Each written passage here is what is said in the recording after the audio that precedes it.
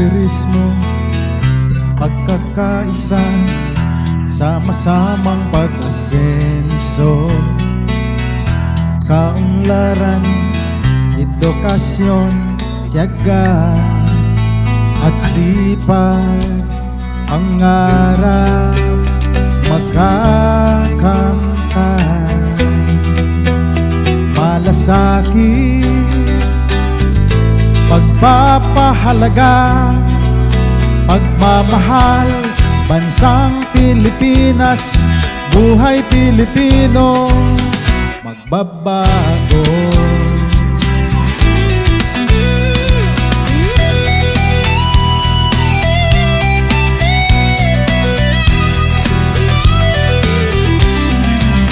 Volunteerismo, pagkakaisa, sama-samang pag-asenso, kaunlaran, edukasyon, tiyaga at sipag, pangarap, makakamtan, malasakit. So, good morning sa ating lahat. Andito po tayo ngayon sa Lamesa Nature Reserve at atin pong isinasagawa ang atin pong tree planting or tree growing. Ito ay bayanihan para sa kalikasan na kinabibilangan po ng iba't ibang sectors ng ating lipunan.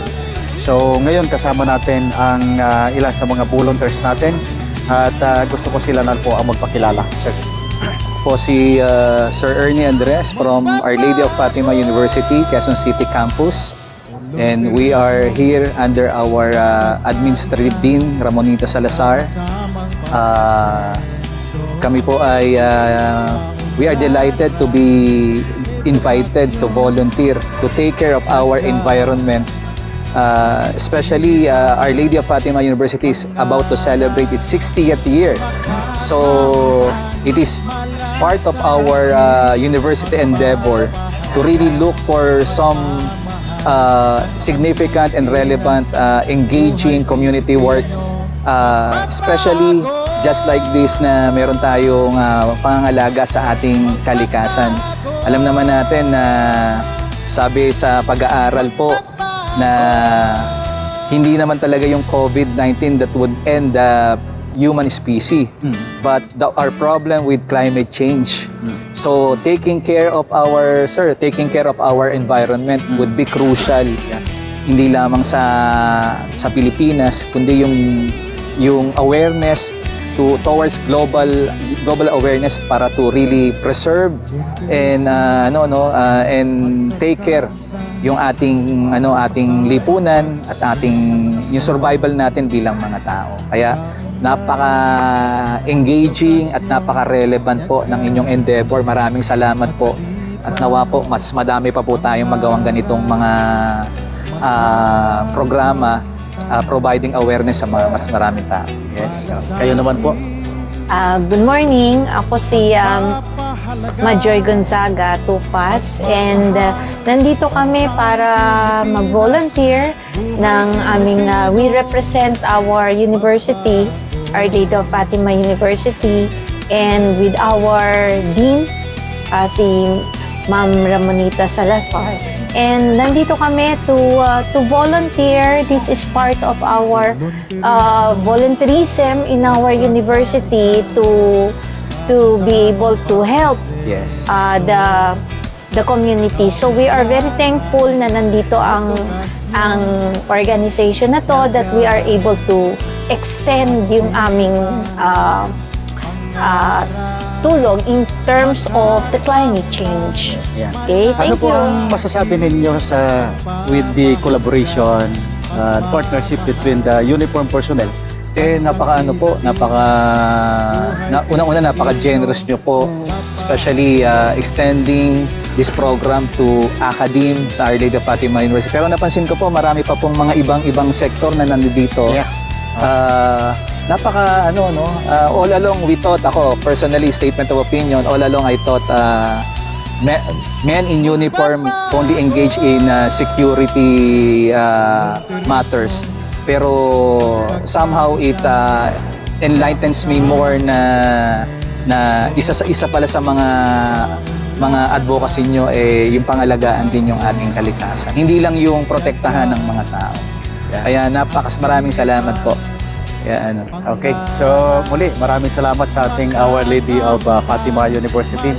Naway makasama namin kayo sa iba pang mga activities, hindi lang sa kalikasan, kundi sa iba pang mga bayanihan Yes. na ang uniform personnel at ang civilian, mga multi-sectors, ay magkakatuwang, kumbaga Yes. nagkakaisa sa isang intention para sa ating mahal na bayan. Amen. So sa pagtatanim, ano po? Kumusta po yung experience natin? We're so happy po na na-experience namin to. Kaya una-una nagpapasalamat po kami sa inyo that we're given the opportunity na ma-experience to, na makapagtanim together with my friends. So, sobrang saya po namin, di ba? Yes! Ayos. Po namin First time. maganda experience. Hindi mag-i-end yung first time. May second time, ano? Definitely not the last. Yes. Say something para sa kalikasan. Ayan, ingatan po natin ang ating kalikasan para po sa future ng ating mga anak at mga anak ng ating mga Yun. Okay, thank you so much po. Thank you. Our Lady of Fatima. Okay, thank you. Ngayon po kasama natin ang U7, ang atin pong NCR-COM, si Lieutenant Colonel Tormis. Atin siyang kunan ng mensahe, no? Anong masasabi niya dito sa ating ginawang bayanihan para sa kalikasan, a special project of the 1502nd Brigade para sa ating mahal na kalikasan. Sir, una-una po, congratulations sa inyong successful na activity, yung bayanihan para sa kalikasan. So, natuwa kami, natuwa din ako sa sarili ko dahil maraming mga partner tayo na nag-participate. Hindi lang yung mga reservists natin, kundi mga civilian stakeholders na nandito nag-participate. So kami naman po sa NCR-COM ay sumusuporta sa ganitong gawain at handa po kami nga suportahan kung ano pa yung mga ways forward natin sa pagdating naman sa kalikasan. Kumusta po ang experience natin? Sa akin sir, hindi naman bago sa akin ito, but ang aking pinaka-interesting dito, masaya ako dahil nakikita ko yung aking mga kaibigan, yung mga partner natin na reservists at civilian stakeholder. Maraming salamat sa iyo. Maraming salamat sir. Congratulations sa inyong successful na aktibidad. Atin ito. Oh, yes sir. Yan, atin ito lahat. Okay. Thank you.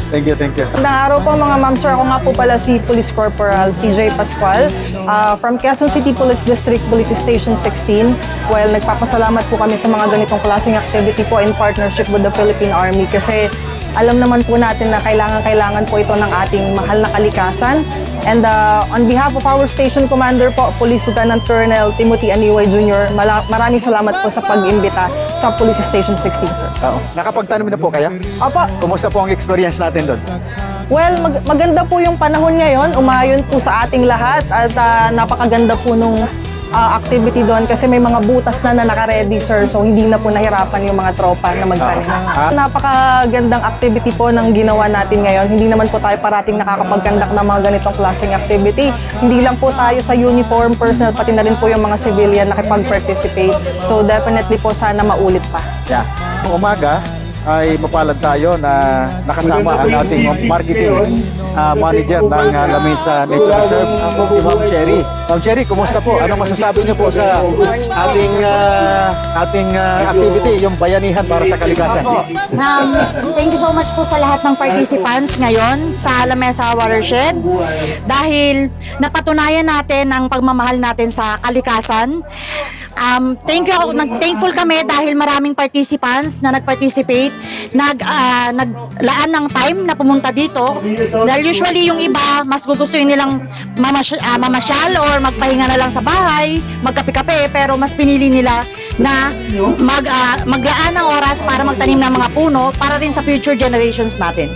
Ayan, Maraming salamat po. Ma'am Cherry, matagal ng partner ng Lamesa o ng MWSS ang ating uniform personnel. Ano po ang inyong masasabi? Maraming salamat sa mga ating mga magigiting na Army Brigade. Apo, care of Major Bunaw. Sobrang thankful kami dahil talagang masugid kayo sa inyong advocacy para sa kalikasan. thank you po sa lahat po ng participants na nagpunta ngayon. And yun nga po, ang advice din lang din namin, i-maintain lang natin yung cleanliness and then ingatan din natin yung biodiversity na ma-disturb dito sa Lamesa Watershed. Ayun, maraming salamat po, Pre. Ayun po, thank you rin po, care of MWSS, Maynilad and Manila Water. Ayun, DNR. And DNR. Thank you, Ma'am Sherry. Okay. Good morning to all and of course napakapalad natin na itong bayanihan para sa kalakasan ay naging bahagi din po ang ating Philippine Red Cross dito sa ating Quezon City chapter. At ngayon makakasama natin at makakausap mismo direct ang napaka mapagbigay, no? Si Ma'am Janice Adolfo ang siyang Chief Administrator ng Quezon City Red Cross. Ma'am, ano masasabi mo sa ating tree planting and tree growing? Alam mo naman ang Philippine Red Cross sa pamumuno ng ating Chairman, Senator Richard Cordon at ang ating Secretary General. Ito ay talagang advokasya ng Philippine Red Cross na magkaroon tayo ng tree planting, tree growing dapat, no? For the National Disaster Resiliency Month. So, maaasahan po kami kasi tayo ay ang mahal natin ang kalikasan at ito ay dapat gawin ng lahat ng mamamayang Pilipino ang magtanim para tayo ay may makain, para tayo ay gumanda ang kapaligiran, maging healthy po ang ating bayan. Oo. Naalala ko si Ma'am Janice ay marami ding advocacy at marami na ring partnership sa ating mga uniformed personnel. Yes. Dito ho sa araw na ito, kayo po ay nakapagtanim na rin? Yes! Kumusta po ang experience sa pagtatanim? Ano masasabi niyo po? Alam mo, Major, ay pang ilang tanim na namin ito at alam na namin yung proseso at napakasarap sa kalooban na ikaw ay makatulong sa ating kalikasan na ikaw mismo ang nagtanim. So, for the second round ay magtatanim ulit ang ating mga Red Cross kahit third round pa yan. Ilang round pa yan hanggat kaya buong umaga. Okay. Message na lang po para sa ating sa lahat. Sa lahat po ng ating mga kasamahan at sa mga tagapakinig o nanonood sa atin, sana'y makijoin kayo sa kahit hindi National Disaster Resiliency Month, no? Ito ay last day natin ngayon, pero ituloy-tuloy natin ang ating tree planting, tree growing activities sa ating mga space, mga open space, nang sa ganun ay gumanda ang buhay ng ating bayan. Maraming salamat. Ayun po, Ma'am Janice Adolfo ng Quezon City Red Cross. Bayanihan para sa kalikasan. Pero bayanihan, ito ang contribution natin sa ating mga taong bayan at iwasan na natin yung maraming pagbaha na nangyayari sa ating bansa. No? Para sa bansa, this is part of the nation building activity of everyone because nature is everybody's responsibility. Thank you. Thank you.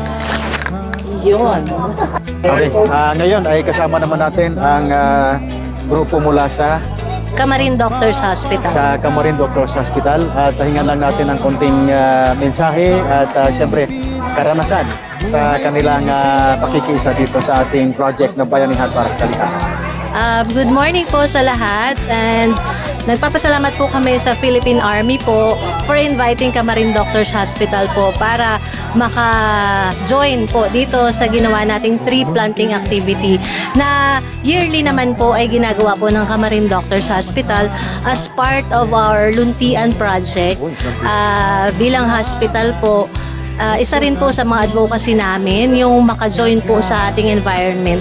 Hindi lang po sa pagiging ospital, dapat po meron din kasama rin po sa advocacy namin yung nakakatulong po kami sa community natin. So every year meron po kami talagang ine-aim na maka-join na partners for tree planting. So nagpapasalamat po kami sir sa Philippine Army na nakapunta po kami rito sa tulong po syempre ni Dr. Besitoy, ang aming pong medical director ng Camarin Doctors Hospital. Nakapagtanim na po kayo?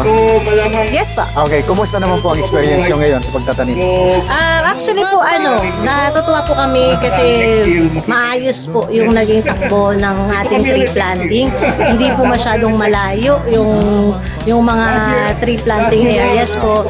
And nakakatuwa po na maraming seedlings po ang provide po sa atin ng Philippine Army para mas marami po tayong mga maitanim na puno para sa kalikasan.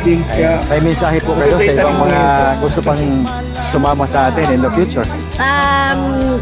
Siyempre po mula po sa Camarines Doctors Hospital, mula po sa pamumuno ng aming President Dr. Ricardo Havison, Medical Director Dr. Visita Shontoy, and Hospital Administrator Dr. Willie Go, we would like to encourage everyone po, sa lahat po ng stakeholders na tumulong, makijoin sa mga activities po ng ating gobyerno para sa pagpapaganda po ng ating kalikasan. Ayan, okay. So maraming salamat at perfect yung kanyang sinabi ni Ma'am, ano? Dahil ang kalikasan dapat protektahan. Alisin na po natin yung kung maaari, masolusyonan natin yung pagbaha.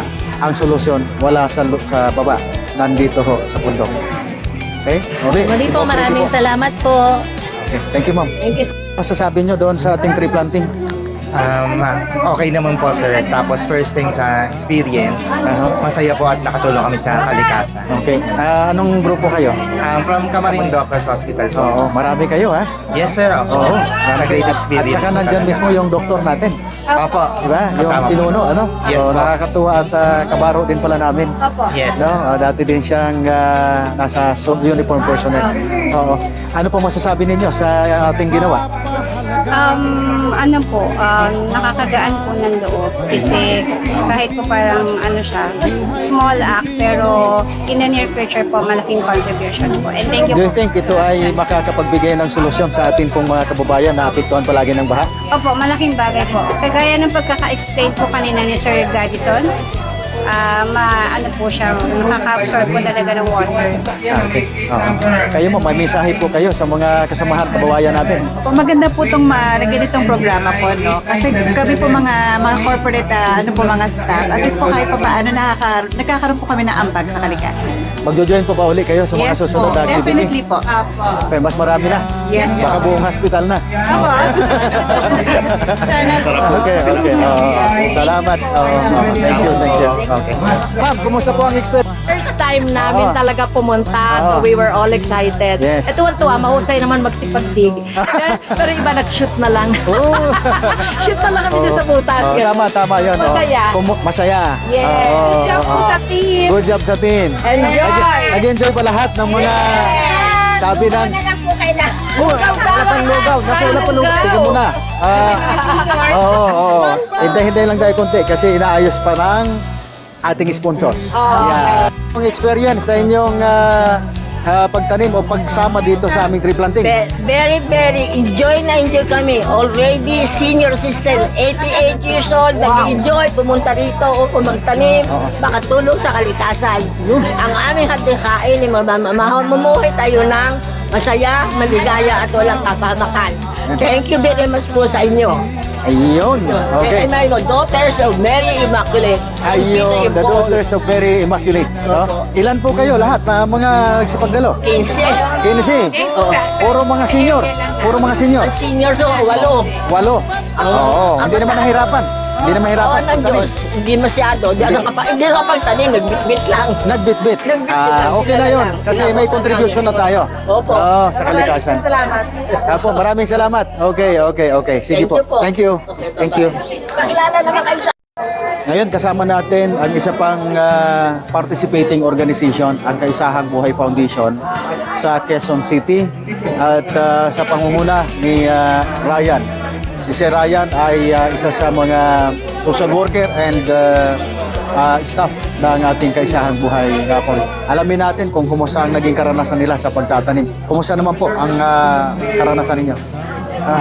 First time ko umattend sa kayo at napakasarap sa pakiramdam na parang nakatulong ka talaga sa pagpapalago at pagpapaganda ng kalikasan.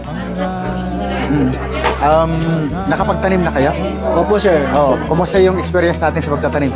maganda. Napaka-inspiring para sa amin kasi nga parang paramdam mo hindi nababaha kasi nagtanim ka na yung mga puno ko.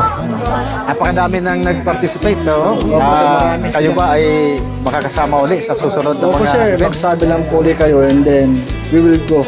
Ayun. Message na lang para sa lahat. Maraming salamat. In behalf po ng KBF, maraming salamat po sa pag-invite sa amin. Naway, itong programang ito ay tuloy-tuloy, hindi lang taon-taon kundi every month para mas lalo tayong mapalago ang ng kalikasan at makatulong sa pagbabago, iwas sa mga kalamidad. Thank you very much, Sir Ryan. Well, ngayon naman ay kasama natin ang mga empleyado ng ating pinanggalingang ahensya, ang DSWD. So, kasama natin si Miss Lea at nakiisa dito sa ating inorganisang bayanihan para sa kalikasan, initiated by the 1502nd Brigade, Philippine Army. So, Ma'am Lea, ano po ang masasabi mo sa ating ginawang aktibidades at gaano ito kahalaga para sa atin? Napakaganda po itong inorganize niyo, sir, na aktibidad kasi nakakatulong tayo sa kalikasan. So, at nakakatulong din po ito sa ating mga estudyante at nalalaman nila ang iba't ibang mga klase ng puno na itinanim namin ngayon. Kumusta ang experience natin sa pagtanim? Masaya po, as per my observation, napakasaya nila at tuwang-tuwa sila pag sa pagtatanim, sir. Hindi po pa kayo natuwa? Ako tuwang-tuwa talaga ako kasi lagi po akong uma-attend sa ganitong mga aktibidades. Yan. Ano ang mensahe natin para sa lahat? Ang mensahe ko po ay hikayatin pa natin ang ating mga iba't ibang organization na umattend sa ganito para sa at nakakatulong po ito sa ating kalikasan. Alright, maraming salamat, Ma'am Lea. Thank you, Sir Ricky. Thank you. Siyempre, hindi natin palalampasin ang representation ng mga kabataan, no? Sa kanilang pakikisa dito sa ating ginanap na bayanihan para sa kalikasan. Si Ma'am Rhea ay galing sa St. Mary's College. Atin pong tanungin siya kung kumusta ang experience, anong masasabi niya sa ating ginawang bayanihan para sa kalikasan at gaano kahalaga ito para sa ating mamamayang Pilipino. Sa aking opinion po, naging mahalaga po sa amin ito dahil nakagain po kami ng information. Siyempre, yung experience po namin na ginawa po sa event na to ay sobrang halaga sa amin kung paano namin pangangalagaan ang ating kalikasan. At naging maayos din po ang aming experience dito dahil ginabayan po tayo ng mga facilitators dito. Nagpapasalamat po kami sa kanila dahil hindi po nila kami pinabayaan, tinulungan po nila kami, ginabayan sa aming pagtatanim dito. Bilang estudyante, bilang kabataan, paano natin may hikayat ng ating mga youth to contribute their share also to our nation building through environment and other activities? Bilang kabataan po, meron po tayong power na ibahagi sa kanila to through social media. Alam naman po natin ang kabataan ay laging nasa social media. So, pwede po tayo mag-post ng about sa pag-alaga sa kalikasan, pagtanim, dahil ito po ay makakatulong sa atin. Ito po ay nagbibigay ng malinis na hangin para sa atin at ito po ay magiging maganda po para sa mga future generations din po. Ayan, any message na lang para sa lahat ng mga nag-participate at syempre lahat ng mga sumama sa atin? Ang message ko po is maraming salamat po sa paggabay sa amin at pagsali sa mga opportunities na ganito. Alam naman po natin na limitado lang po ang mga sumasama dito, pero ngayon po nakita po natin na sobrang dami po ang nag-join. Ito po ay nakakasaya ng puso dahil ang dami pong nakikita nating nagpa-participate sa pag-alaga ng ating kalikasan. Syempre, tuwang-tuwa din po ang ating Mother Earth. Yan, of course. Pasalamatan natin yung ating St. Mary's College. Nagpapasalamat po ako sa St. Mary's dahil binigyan niyo po kami ng oportunidad para makasali sa event na ganito at kami po ay nagkaroon ng magandang experience at malaki po ang tatanawin naming utang na loob para po sa aming mga facilitators. Maraming salamat po.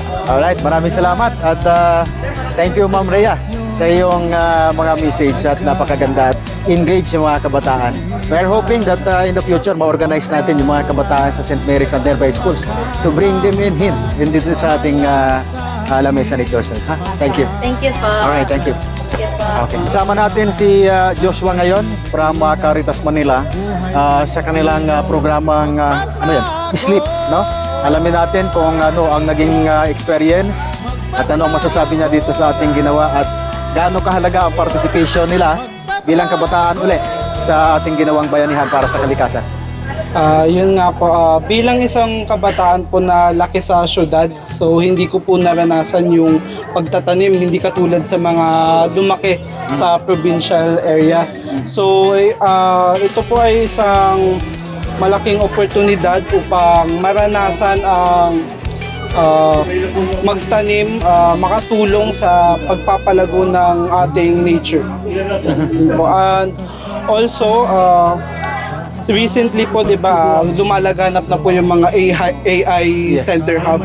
So, dahil doon, maraming mga lupa ang naaangkin, ang mga nasasakop ng malaking parte ng ating mga lupain nga po ang nagagamit upang gamiting hub para sa mga AI centers. So, dahil sa ang malaking naitutulong po ng ganitong activity is napopromote ang pagpapalago ng ating natural na yaman. And also sa ating sa mga kabataan, dahil nga tayo nga ang sinasabing pag-asa ng bayan. Kinabukasan ng bayan. Dahil tayo rin naman ang makikinabang nito sa future, dapat pangalagaan po natin. Ayun, okay. So, naka-experience kayo magtanim ngayon? Yes po. Okay, kumusta yung experience nyo? Yun Nahirapan po ba? Yes po, nahirapan po. Since yun nga po, hindi po ako laki sa syudad na madalas magtanim. Nagpatulong na lang po ako. Yun, Pero overall, masaya at may natutunan naman po. Yun, okay. So ano po ang mensahe natin sa kapwa nating kabataan?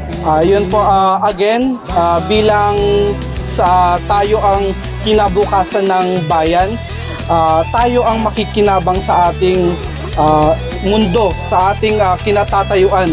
Kaya dapat tayo ay tumayo upang ipaglaban ang ating kalikasan. Thank you po. Alright, thank you. Thank you, sir. Tama naman natin ang ating UP Vanguard, ano? At alamin natin ang kanilang karanasan sa pakikisa dito sa ating ginanap na activity Bayanihan para sa Kalikasan. Maraming pong salamat at naimbita kami dito sa inyong kaganapan. And natutuwa po kami na nakatulong kami sa kalikasan at bilang mamamayang Pilipino, tungkulin natin ang ipagtanggol at ipaunlad ang ating bansa. And kami sa UP Vanguard, handa kaming tumulong lagi. Ayun, Duty, honor, and country. Yan. Kumusta po ang experience ninyo sa pagtatanim? Masaya ho at exercise na, nakatulong pa.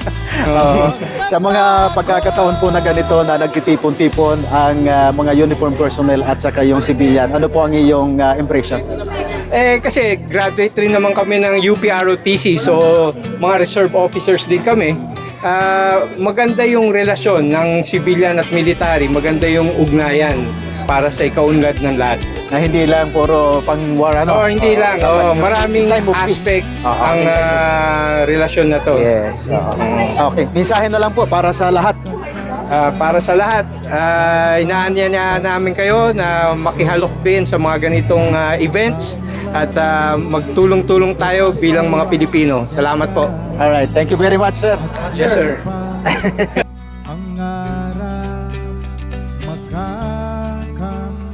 Ngayon ay kasama natin si Kuya Richard, ang aking kuya sa Aguila. Kuya Richard, ano masasabi niyo sa ating ginawang bayanihan para sa kalikasan? Kami po ay sa NCR Region 93 ay malugod nagpapasalamat sa inyong imbitasyon at sa pag-aano natin dito sa collaboration natin dito sa tree planting natin po. Ito ay malaking bagay po lalo sa ating environment. Kasi itong ginagawa natin hindi lang para sa atin, sarili natin, ginagawa natin sa mga future na mga anak natin. Mga apo, kahit sino man, lahat tayo makikinabang. Kasi itong mga pagtatanim natin puno ay magiging silbi, proteksyon sa mga tubig, kalinisan ng tubig natin. And itong tubig na to ay nagbibigay sa atin sa lahat, sa bahay natin, nagsusupply. Kaya sana pagpatuloy natin to at sana itong advocacy natin ay pagpatuloy natin. Kagaya ng paniniwala ng Agi bilang isang Agila, kasama sa isang adhikain naman ay ang environment. Ayan, so narinig natin kung ano ang mensahe ng ating gobernador, no? At kasunod na itatanong natin, kumusta naging karanasan niya dito mismo sa pagtatanim? Masaya. Masaya kasi nature, totoong gubat. Hindi yung ordinary na puno, talagang gubat, talaga mararamdaman mo talaga yung gubat tsaka yung tinatawag na watershed na inaano na. Hindi po kayo nahirapan sa paghukay? Hindi naman. Medyo nakapaghandala kami. Nakapaghandala kami na po. Alam nyo mga kaibigan, mga katrupa, mga kasama, ang Agila sa pamumuno ni Kuya Richard ay nagbigay din siya ng suporta pa para sa ating mga meals. At 1,000 mahigit, ano? Ang ating pong pinaghandaan para mainitan yung yan. Yan ay suporta natin sa ating kalikasan. Okay. Huling mensahe na lang po para sa mga kasama natin. Sa lahat ang ating Kuya ay pagpatuloy natin itong project na to. Lalo natin paluwagi, hindi lang sa lamesa. Kung may iba pang lugar na pwede natin i-ano para lahat ng tao maintindihan ang ginagawa natin. Yeah, possible na every quarter baka mayroon na tayong ganitong activity. And we will mobilize more bigger participants para mas maganda talagang tulungan natin. Alam nyo kasama, sa totoo lang ngayon, 7 hektarya po ang ating napagtaniman ng ating pong mga seedlings. Can you imagine? 7 hectares of land, 70,000 square meters, 2,800 na puno ang ating nagtanim with our effort. So kung magpapatuloy tayo sa ganito, itong Lamisadan na primary source of water natin sa Kalakang, Maynila, mas mapipreserve natin ang kalinisan at kaayusan. Hindi tayo babahin sa ating mga lugar. Maraming salamat sa Agila. Maraming salamat sa kay Kuya Richard. Maraming salamat. Malasakit, pagpapahalaga, pagmamahal, bansang Pilipinas, buhay Pilipino, magbabago.